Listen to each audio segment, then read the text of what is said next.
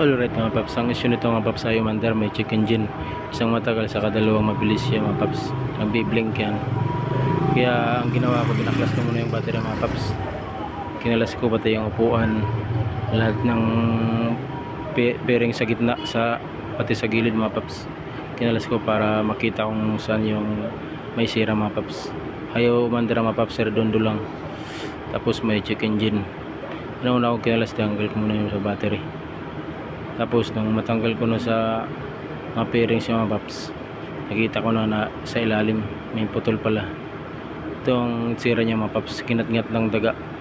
Hundapit mga paps, baka may encounter niya yung ganitong sira. Redondo lang, tapos may check engine. Yan ang sira niya mga paps. In-order natin sa Shopee na injector socket mga paps. Pang-hundapit siya mga paps. Ito na siya, yan.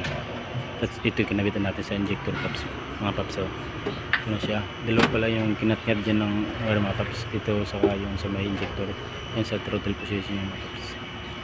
Dinunto na rin natin yung mga paps kasi hindi naabot. Dito na testingin natin yung mga paps. Yan, nawala na rin yung check engine yung mga paps. Saka na natin pinandari siya. Yan. Ito na mga kinalas natin yung mga paps. Babalik na lang yung mga paps. Tapos ito na tagit.